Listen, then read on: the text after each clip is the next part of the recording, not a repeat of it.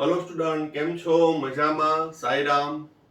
હવે 11મા ધોરણમાં chapter number 4 રાસાયણિક બંધન અને આણ્વીય રચનામાં આપણે છેલ્લે ચર્ચા કરી હતી સંકરણમાં આપણે અભ્યાસ કર્યો sp sp2 sp3 sp3d અને sp3d2.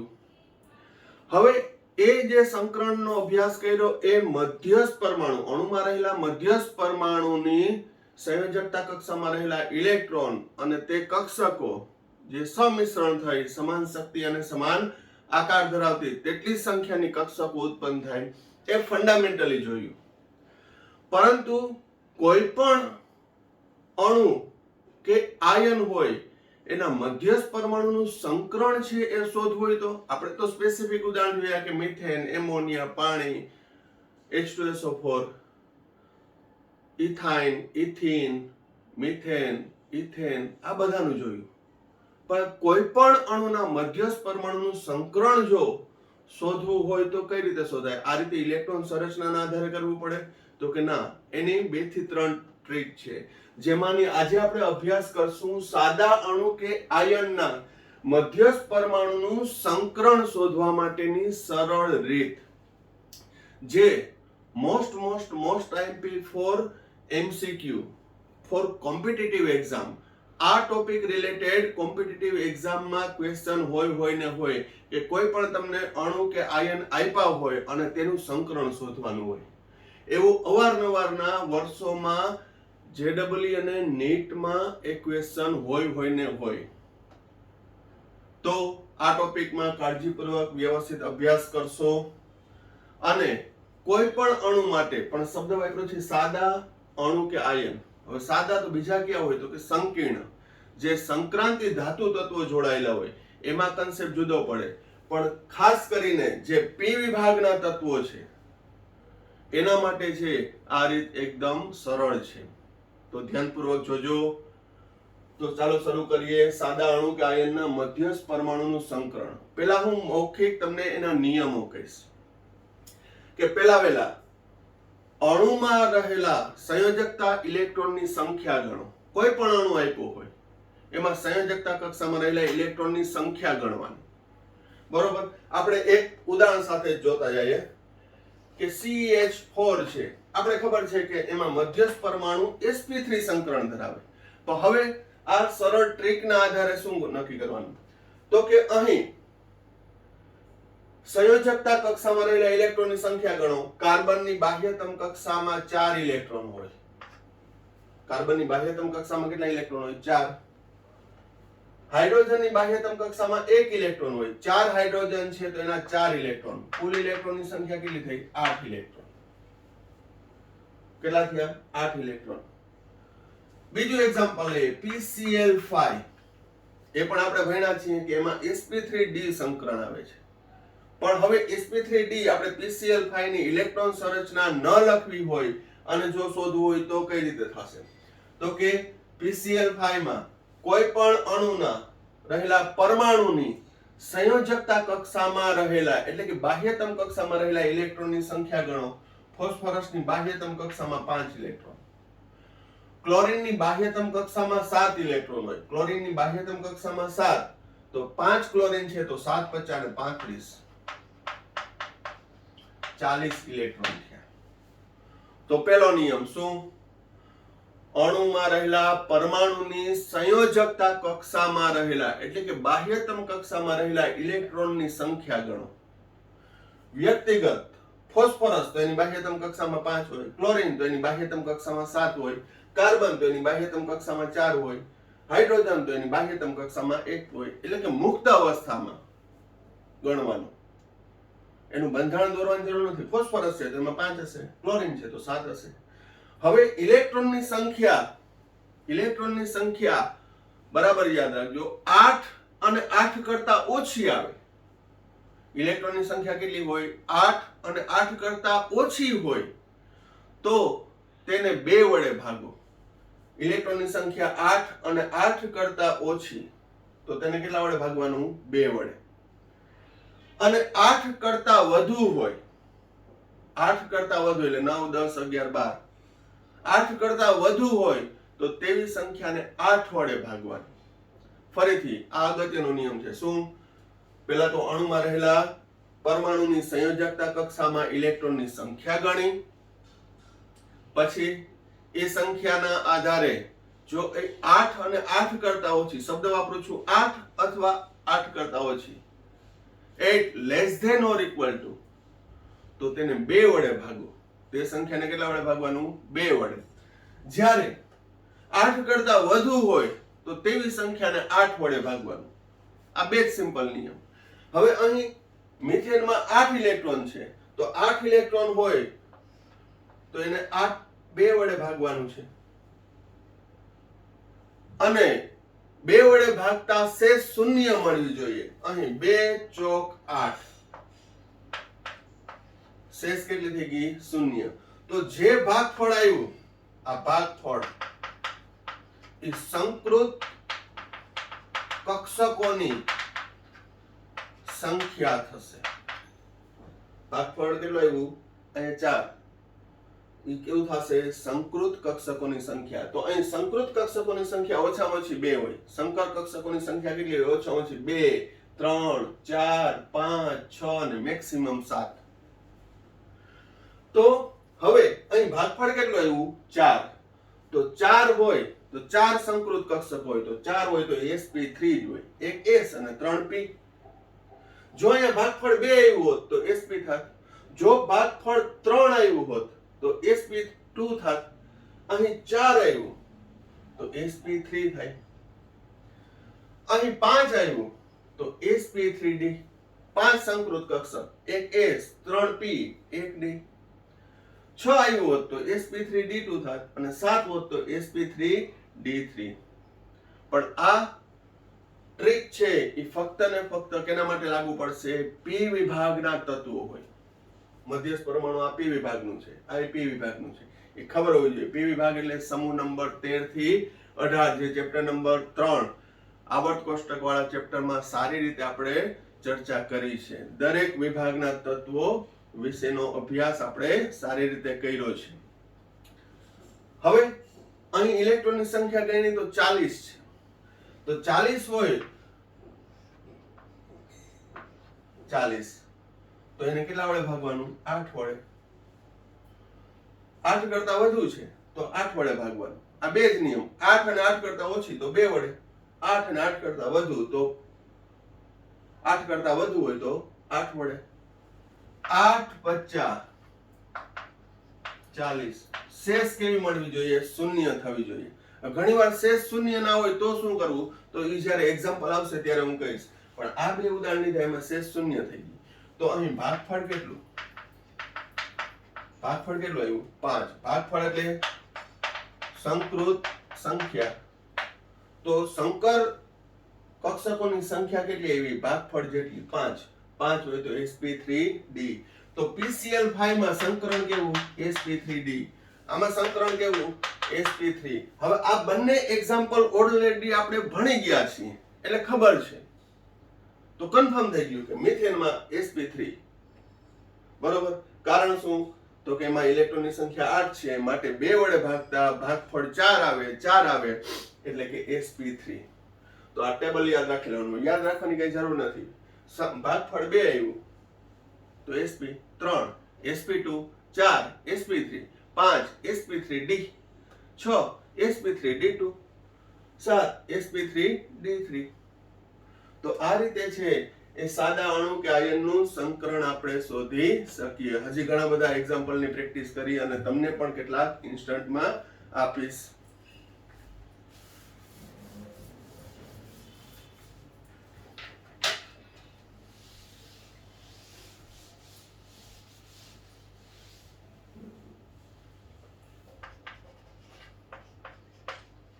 H2O. મધ્યસ્થ પરમાણુ ઓક્સિજનનું સંકરણ. ઇલેક્ટ્રોનની સંખ્યા હાઇડ્રોજનની બાહ્યતમ કક્ષામાં 2, ઓક્સિજનની બાહ્યતમ હાઇડ્રોજન 1, હાઇડ્રોજન 1, 2 હાઇડ્રોજનની 2, ઓક્સિજનના 6, કુલ 8 ઇલેક્ટ્રોન. 8 ઇલેક્ટ્રોન હોય તો એને 2 વડે ભાગશું. 2 ચોક 8. શેષ કેવી મળવી જોઈએ? શૂન્ય. તો પાણીમાં ઓક્સિજનનું સંકરણ કેવું આવ્યું? sp3. કેવું આવ્યું sp3 ફંડામેન્ટલી આપણે જોયું હતું VSEPR સિદ્ધાંતના આધારે પણ આપણે જોયું હતું કે અહીં સિગ્મા બંધ 1 ને 1 2 છે ને 2 અબંધકારક એટલે કુલ 4 સંકૃત કક્ષક 1 2 3 ને 4 2 સિગ્મા બંધ ધરાવતી અને 2 અબંધકારક ઇલેક્ટ્રોન યુગ્મ ધરાવતી.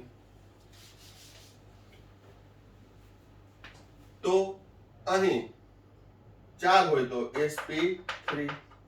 હજી એક એક્ઝામ્પલ લઈએ NH3 એમોનિયા. એમોનિયામાં મધ્યસ્થ પરમાણુ નાઇટ્રોજનનું સંકરણ પૂછે તો કયું થાય? નાઇટ્રોજનની બાહ્યતમ કક્ષામાં 5 ઇલેક્ટ્રોન, હાઇડ્રોજનની બાહ્યતમ કક્ષામાં 1 એટલે 3 હાઇડ્રોજનના 3 એટલે 8 ઇલેક્ટ્રોન.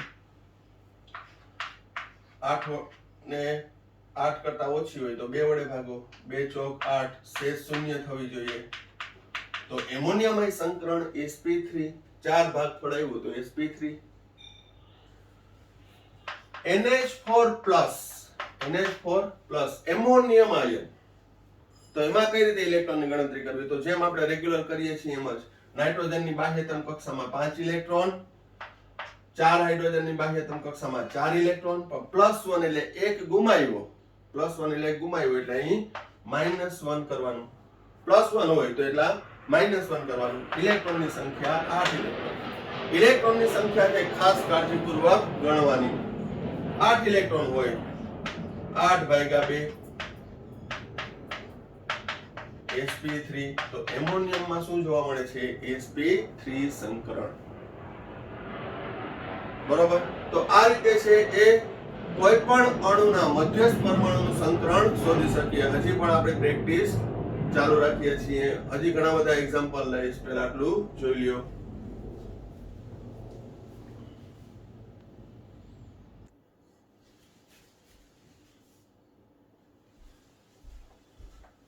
નેક્સ્ટ એક્ઝામ્પલ, CO2 માં મધ્યસ્થ પરમાણુ કાર્બન કેવું સંકરણ ધરાવે છે?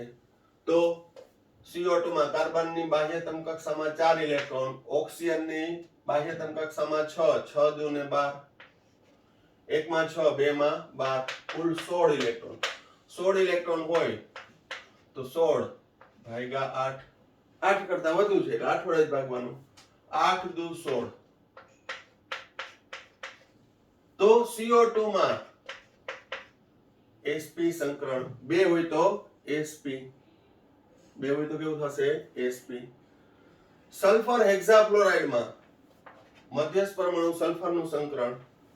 તો સલ્ફરની બાહ્યતમ કક્ષામાં 6 ઇલેક્ટ્રોન, ફ્લોરિનની બાહ્યતમ કક્ષામાં 7 ઇલેક્ટ્રોન, 7 6 42, 38 ઇલેક્ટ્રોન. તો 38 હોય તો 8 વડે ભાગવાનું. 8 6 48, શેષ શૂન્ય મળવી જોઈએ. ભાગફળ 6 આવ્યું. 6 એટલે સંકૃત કક્ષકોની સંખ્યા sp3d2 1 3 અને 2 ટોટલ 6. તો SF6 માં સલ્ફર હેક્સાફ્લોરાઇડમાં સંકરણ કેવું આવ્યું? તો કે sp3d2. Beryllium chloride. બેરિલિયમની બાહ્યતમ કક્ષામાં 2, બેરિલિયમની બાહ્યતમ કક્ષામાં 2, ક્લોરીનની બાહ્યતમ કક્ષામાં 7, 7 દુ 14, 16 ઇલેક્ટ્રોન. 16/8, 8 દુ 16. 2 હોય તો sp. તો બેરિલિયમ ડાયક્લોરાઇડમાં સંકરણ કેવું? તો કે sp સંકરણ. અણુના આકારના આધારે નક્કી કરીએ અને આ શોર્ટકટ રીતના આધારે પણ નક્કી કરીએ. H2SO4. H2SO4 માં સંકરણ. તો હાઇડ્રોજનની બાહ્યતમ કક્ષામાં 1 હોય, 2 હાઇડ્રોજનના 2, સલ્ફરના 6, ઓક્સિજનના 6 હોય તો 6 ચોક 1 ઓક્સિજનમાં 6, 4 ઓક્સિજનમાં 6 ચોક 24, 32 ઇલેક્ટ્રોન. 32 ઇલેક્ટ્રોન હોય તો 32/8, 8 ચોક 32, 0 0. 4 હોય તો H2SO4 માં સંકરણ sp3. H2SO4 માં સંકરણ કેવું થશે? sp3. હવે બરાબર અહીં ધ્યાન રાખજો. અહીંયા થોડોક એક નવો ટોપિક, એક નવો કન્સેપ્ટ પણ આપણે ભણીએ. હવે H2SO4 નું મેં બંધારણ દર્શાવ્યું હતું.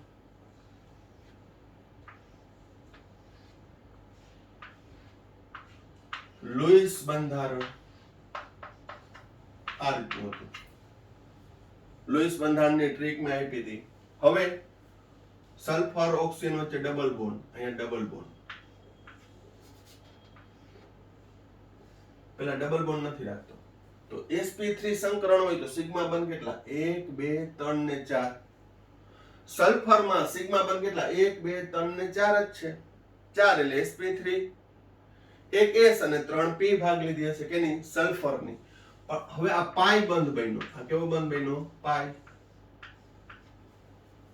જે સ્થાયી હતું, જે કેવું હતું? સ્થાયી. કારણ કે ત્યાં ફોર્મલ ચાર્જ, નિયમનિષ્ઠ વીજભાર કેવો આવતો હતો? 0 આવતો હતો. બરોબર? નિયમનિષ્ઠ વીજભારમાં જોઈ લેજો, લુઈસ બંધારણમાં પણ જોઈ લેજો. બીજું આ સવર્ગ સહસંયોજક બંધ વાળું કરાવી દીધું. પરંતુ આ વધુ સ્થાયી છે. તો અહીં હવે તમે ડબલ બોન્ડ હોય તો એમાં એક સિગ્મા બંધ હોય, એક કેવો બંધ હોય? સિગ્મા. એક સિગ્મા અને બીજો કેવો હોય? પાઈ બંધ. કેવો હોય છે? પાઈ બંધ. પણ આ પાઈ બંધમાં વિશિષ્ટ રીતે નામ આપવામાં આવે છે. પાઈ બંધ ખરો, પણ આ પાઈ બંધને કહેવામાં આવે છે ડી પાઈ પી પાઈ બંધ. કેવો બંધ કહેવાય? ડી પાઈ પી પાઈ. ડી પાઈ પી પાઈ બંધ શું છે? તો બરાબર ધ્યાન રાખજો. અહીં હું ઇથિન નું યાદ અપાવું ને, ઇથિન નું, ઇથિનમાં તો ઇથિનમાં ફરી પાછું યાદ ના હોય, ભૂલી ગયા હોય તો રિવાઇઝ કરી લેજો.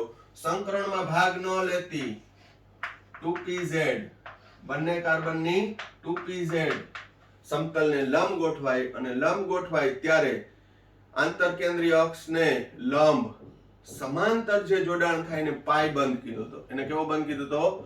પાઈ બંધ. તો અહીં pz pz કક્ષકમાં રહેલા ઇલેક્ટ્રોનની ભાગીદારીથી જે પાઈ બંધ બન્યો, એ પાઈ બંધને કહેવાય p પાઈ p પાઈ બંધ. એને કેવો બંધ કહેવાય? p પાઈ p પાઈ બંધ. પાઈ બંધ ખરો, પણ p પાઈ p પાઈ એટલે શું? બહુ સિમ્પલ છે. બંને કાર્બનની p કક્ષક પાઈ બંધ બનાવવામાં ભાગ લે છે. કઈ? p કક્ષક પાઈ બંધ બનાવવામાં ભાગ લે છે. s કક્ષક ક્યારે પાઈ બંધ નહીં બનાવે? p કક્ષક બનાવે, d કક્ષક બનાવે.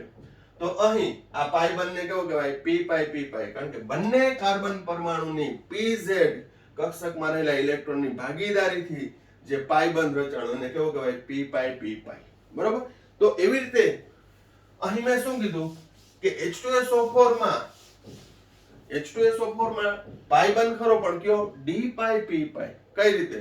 તો હું સલ્ફરની ઉત્તેજિત અવસ્થાની જ ઇલેક્ટ્રોન સંરચના લખું છું.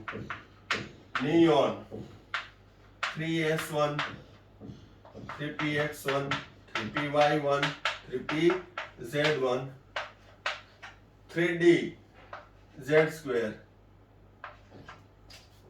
3dz2 1 અથવા 3d1xy 3dyz. તો 3d1 સામાન્ય ઇલેક્ટ્રોન હતા આપણે 3d2 લખતા હતા SF6 માં સંકરણ ભણાવ્યું ત્યારે. એક 3s માં, 3 3p માં અને 2 3d માં.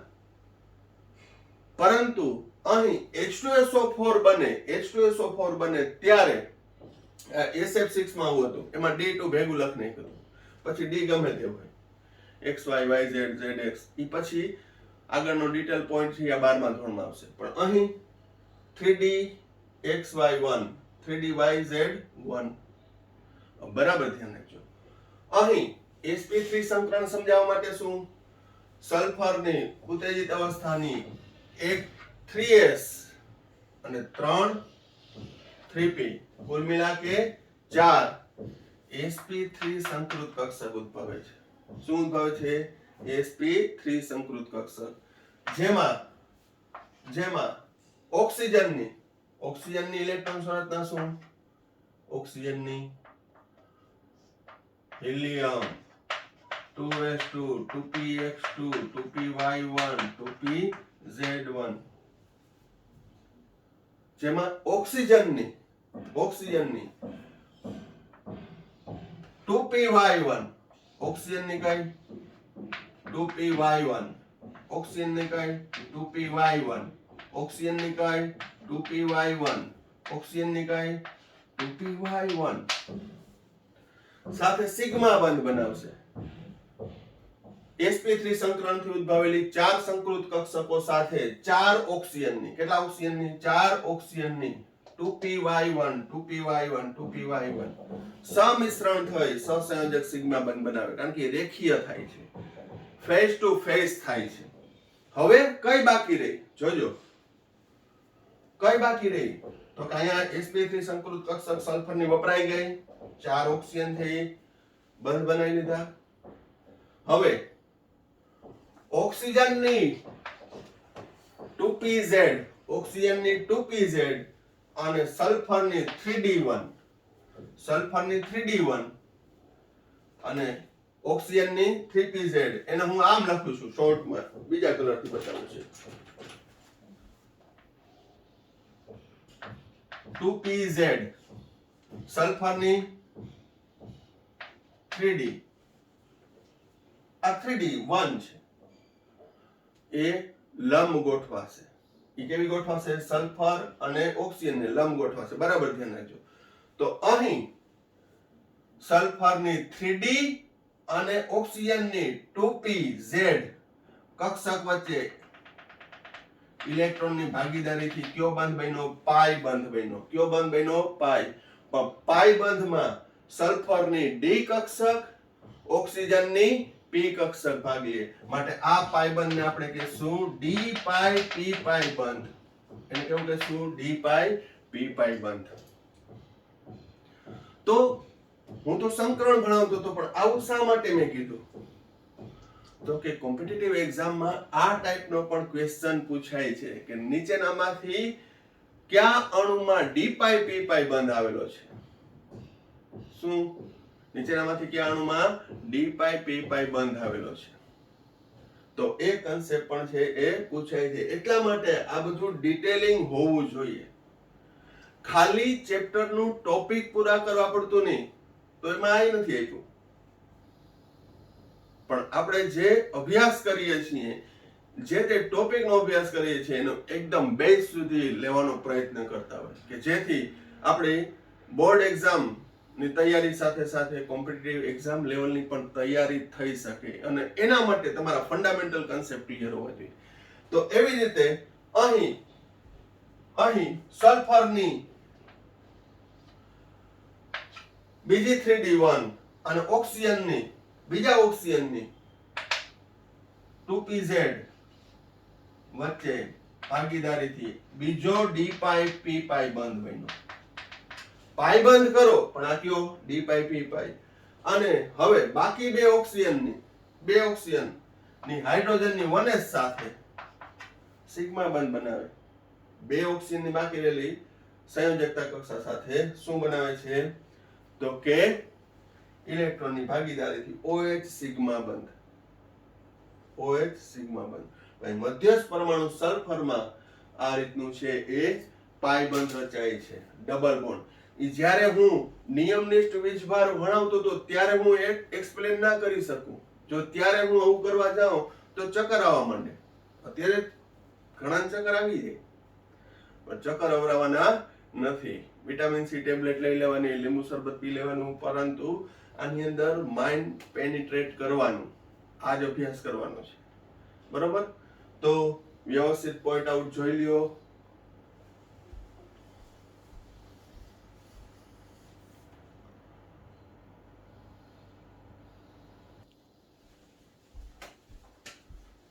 નેક્સ્ટ એક્ઝામ્પલ SO2 માં સલ્ફરનું સંકરણ કેવું તો સલ્ફરની બાહ્યતમ કક્ષામાં 6 ઇલેક્ટ્રોન 6 દુ 12 ઓક્સિજનના એટલે કુલ 18 ઇલેક્ટ્રોન તો 8 કરતા વધુ છે તો એને કેટલા વડે ભાગશું આપણે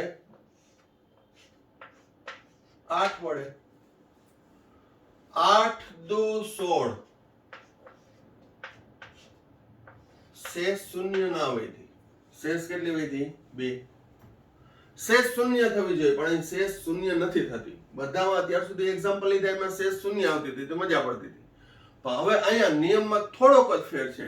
આ ટ્રિકી રૂલ છે, સ્પેસિફિક ક્યાંય લખેલા ના હોય અને આવું લખાવું ગમે એની મજા ના આવે. એના કરતા અહીં એમને યાદ રાખો 8 દુ 16, 2 વધ્યા. હવે શેષ શૂન્ય થવી જોઈએ, તો હવે શેષ કેટલી છે? 2 છે, તો એ 8 કરતા ઓછી જ આવશે. 8 કરતા કેવી આવશે? ઓછી. તો ઇલેક્ટ્રોનની સંખ્યા હજી 2 છે, તો એને કેટલા વડે ભાગવાના? 2 વડે. ફરી પાછું એ શેષ શૂન્ય કરતા વધુ હોય, શૂન્ય ના આવે, તો બાકી રહેલી શેષને કેટલા વડે ભાગવાનું? 2 વડે, કારણ કે 8 કરતા ઓછી જશે. હવે બરાબર ધ્યાન રાખજો, કેટલાય ભાગ આવશે? 2 એકુ 2. હવે અહીંયા બરાબર ખાસ સૂચના, જેટલા વડે ભાગ ચલાવો, જેટલા વડે ભાગ ચલાવો એટલા ભાગફળમાં ઉમેરવાના. જેટલા વડે ભાગ ચલાવું એટલા ભાગફળમાં ઉમેરવાના. કેટલા વડે ભાગ ચાલશે? 2 વડે. 2 એકુ 2, 2 એકુ 2. તો કુલ ભાગફળ કેટલું આવ્યું? 3. 3 હોય તો sp2, 3 હોય તો sp2, 2 આવત તો sp, 4 આવત તો sp3. તો અહીં બરાબર ધ્યાન દીધું. ફરી પાછું કહીએ, 18 ઇલેક્ટ્રોન થયા, એટલે કે આપણે 8 વડે ભાગવાનું. 8 દુ 16, શેષ 2 વધી, શેષ શૂન્ય મળવી જોઈએ. અહીં શેષ 2 વધી, તો મળેલી શેષને ફરી પાછું 2 વડે ભાગો. જેટલા વડે ભાગ ચલાવો, જેટલા વડે ભાગ ચલાવો એટલા ભાગફળમાં ઉમેરવાના. આ મારી ભાગાકારની રીત છે. 2 ને 1 3, તો sp2. બરોબર? તો sp2 સંકરણ છે. IF3 માં બીજું એક્ઝામ્પલ લઈએ. આયોડિનની બાહ્યતમ કક્ષામાં 7 ઇલેક્ટ્રોન. પછી ખ્યાલ આવી જવો જોઈએ, ત્રીજા ચેપ્ટરમાં આપણે સારી એવી પ્રેક્ટિસ કરી જ છે. ફ્લોરિનની બાહ્યતમ કક્ષામાં 7 ઇલેક્ટ્રોન, 7 તેરી 21, 28 ઇલેક્ટ્રોન. 28 ઇલેક્ટ્રોન હોય, 8 વડે ભાગો. 8 તેરી 24, શેષ 4 વધી. 8 કરતા ઓછી જ વધી શેષ, 8 કરતા ઓછી જ વધશે. કેટલા? 4 વધી. તો અહીં શેષને ફરી પાછું કેટલા વડે ભાગવાનું? 2 વડે, કારણ કે 8 કરતા ઓછી છે. 8 કરતા વધુ હોય તો 8 વડે ના ભાગા લીધી. સમજાય છે? Simple maths. તો અહીં 2 દુ 4, ભાગ કેટલા આવશે? 2 વડે. 2 દુ 4, તો જેટલા વડે ભાગ ચલાવું એટલું ભાગફળમાં ઉમેરવાનું. 2 દુ 4, 0 0.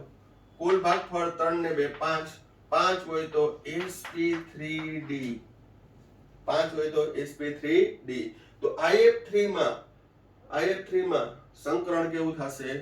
તો કે sp3d. ખ્યાલ આવે છે? IF7 માં જોઈએ 7, 7 7 49, 56, 56 ભાગ્યા 8, 7 8 56. અહીંયા તો શેષ શૂન્ય મળી ગઈ. 7 હોય, 7 સંકૃત કક્ષકો, તો એક s, 3 p અને 3 d, sp3d, sp3d3. NO3 -1 ion નું લઈએ આપણે. નાઇટ્રોજન નું સંકરણ, તો એની બાહ્યતમ કક્ષામાં 5 ઇલેક્ટ્રોન. ઓક્સિજન માં 6 ઇલેક્ટ્રોન હોય, 6 તેરી 18. -1 એટલે એક મેળવો હોય એટલે +1 કરવાનો. -1 હોય તો એક ઉમેરવાનો, +1. ટોટલ મારો સોરી 24 આવશે. 6 ને 18 24 ભાગ્યા 8, 8 તેરી 24. અહીંયા શેષ શૂન્ય આવી ગઈ. sp2, નાઇટ્રેટમાં sp2.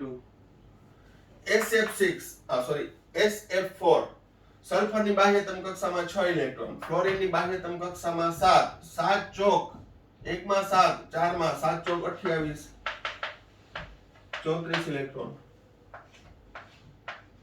34 ભાગ્યા 8, 8 ચોક 32, શેષ વધી 2, શેષ વૈધી 2, શેષ શૂન્ય મળવી જોઈએ તો બીજી વાર 2 વડે ભાગો, 2 એકુ 2, જેટલા વડે ભાગ ચલાવો એટલું ભાગફળમાં ઉમેરવાનું. 4 ને 5, શેષ શૂન્ય 5 હોય તો sp3d, 5 હોય તો sp3d. બરાબર, આ એક્ઝામ્પલ જોઈ લ્યો.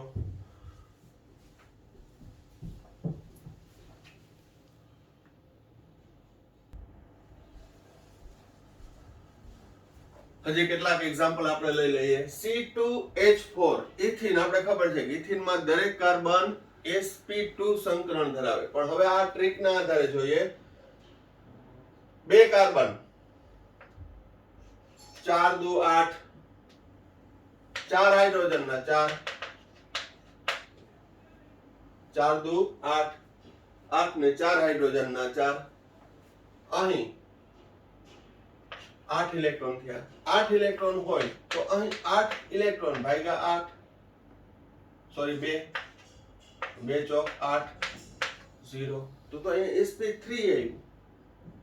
અહીં કેટલું આવ્યું? sp, સોરી અહીંયા 4 દુ 8, 12. તો અહીંયા C2H4 માં એક કાર્બનમાં 4, બે કાર્બનમાં 4 દુ 8, 12 ઇલેક્ટ્રોન. 12 ભાગ્યા 8, 8 એકુ 8, શેષ વૈધી 4. 4 વધે તો બીજી વાર 2 વડે ભાગવાનું, 2 દુ 4, ટોટલ 3. 3 હોય તો sp. તો આ રીતે કાર્બનિક અણુમાં પણ સાદો અણુ હોવો જોઈએ તો એમાં તમે નક્કી કરી શકો. ફોર્માલ્ડિહાઇડ, એમાં કાર્બનનું સંકરણ, તો કાર્બનની બાહ્યતમ કક્ષામાં 4 ઇલેક્ટ્રોન, 2 હાઇડ્રોજનના 2, ઓક્સિજનના 6, આમાં પણ 12 ઇલેક્ટ્રોન આવ્યા. તો 12 ઇલેક્ટ્રોન હમણાં જ ઉપર ભાગાકાર છે, 8 એકુ 8, 4 શેષ. શેષ શૂન્ય હોવી જોઈએ તો બીજી વાર 2 વડે ભાગવાનું, 2 દુ 4, જેટલા વડે ભાગ ચલાવો તેટલું ભાગફળમાં ઉમેરવાનું, sp2. તો ફોર્માલ્ડિહાઇડમાંનો કાર્બન sp2 સંકરણ ધરાવે. બંધારણના આધારે આપણે કરશું આ રીતે. ઓર્ગેનિક ભણશું ત્યારે એના આધારે કરશું. કાર્બનમાં સિગ્મા બંધની સંખ્યા કેટલી? 1. એક સિગ્મા છે, આ પાઈ છે. 1, 2 ને 3, 3 હોય તો sp2. બંધારણના આધારે નક્કી કરી શકશું, આ ટ્રીકના આધારે નક્કી કરી શકશું. બરોબર, લુઈસ બંધારણના આધારે પણ નક્કી કરી શકશું, કારણ કે આના પછીનો ટોપિકમાં બધા અણુમાં બંધકારક ઇલેક્ટ્રોન કેટલા છે, અબંધકારક ઇલેક્ટ્રોન કેટલા છે, સંકરણ કેવું થાય, એનો આકાર કેવો થાય, એની ભૌમિતિક રચના કેવી છે, બધાની ચર્ચા છે ઓવરઓલ. અને પછી આ ટોપિક પૂરો કરશું ને નવી થિયરી આપણે આણ્વીય કક્ષક સિદ્ધાંત જે મોસ્ટ આઈએમપી છે એ આપણે લેશું. બરોબર,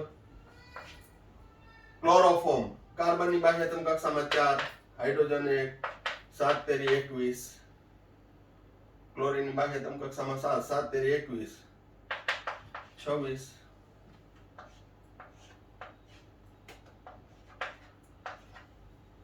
8 તેરી 24, 8 તેરી 24, શેષ 2 વૈધી, 2 એકુ 2, શેષ શૂન્ય, ભાગફળ 4, 4 હોય તો sp3. તો કહેવાનો મતલબ કોઈ પણ સાદા અણુ કે આયન માં સંયોજકતા કક્ષામાં રહેલા ઇલેક્ટ્રોનની કુલ સંખ્યા ગણો. જો ધન આયન હોય તો જેટલો ધન વીજભાર એટલું બાદ કરવાના, ઋણ આયન હોય તો એટલા ઉમેરવાના. ત્યારબાદ ઇલેક્ટ્રોનની સંખ્યા જો 8 અને 8 કરતા ઓછી આવે તો 2 વડે ભાગવાનું, 8 કરતા વધુ હોય તો 8 વડે ભાગવાનું ને શેષ શૂન્ય મળવી જોઈએ. જો શેષ શૂન્ય ના મળે તો એ કેટલી મળશે? તો 8 કરતા ઓછી જશે. તો બીજે વાર એ શેષને 2 વડે ભાગો અને જેટલા વડે ભાગ ચલાવો એટલા ભાગફળમાં ઉમેરવાના. બરોબર, અને જે ભાગફળ આવે તે સંકૃત કક્ષકોની સંખ્યા થશે અને એ મુજબ સંકરણ નક્કી થશે. 2 હોય તો sp3, 3 હોય તો sp2, 4 હોય તો sp3, 5 હોય તો sp3d, 6 હોય તો sp3d2 અને 7 હોય તો sp3d3. તો આ રીતે છે એ ખાસ કરીને પી વિભાગના તત્વો માટેનું જે બનતા અણુ કે આયનો છે એનું સંકરણ શોધવાની રીત છે. સંકીર્ણ સંયોજન કે જેમાં સંક્રાંતિ ધાતુ તત્વો હોય, આયર્ન ને કોબાલ્ટ ને નિકલ ને ઝિંક ને, એ સંકીર્ણ સંયોજન માટે રીત અલગ હોય, એમાં ફંડામેન્ટલી આપવું પડે. પણ એ સિવાય તમે કોઈ પણ સાદા અણુ હોય તેનું સંકરણ શોધી શકશો. બરોબર. તો આજને હું ઇન્સ્ટન્ટ વર્કમાં તમને ઇન્ટેલિજન્ટ ઓફ ધ ડે માં 5 એક્ઝામ્પલ આપું છું. જે વિડીયો પૂરો થાય કે તરત જ છે એ મને મોકલી દેવાના છે. આના પહેલાનું પણ ઇન્સ્ટન્ટ મેં તમને આપ્યું હતું સંકરણ નક્કી કરવાનું. એ બંનેનું, આનું અને આગળનાનું, એ બંનેનું ડિસ્કશન છે હું નેક્સ્ટ વિડીયોમાં કરવાનો છું. આ વિડીયોમાં આપણે અહીંયા સુધી રાખીએ છીએ. Thank you, Sairam. અને હા, જે વિડીયો જોવે છે એ સબસ્ક્રાઇબ કરવાનું ભૂલે નહીં અને લાઈક પણ કરે કે જેથી મને પણ મજા આવે, મને પણ એપ્રિશિએશન મળે. Okay, thank you.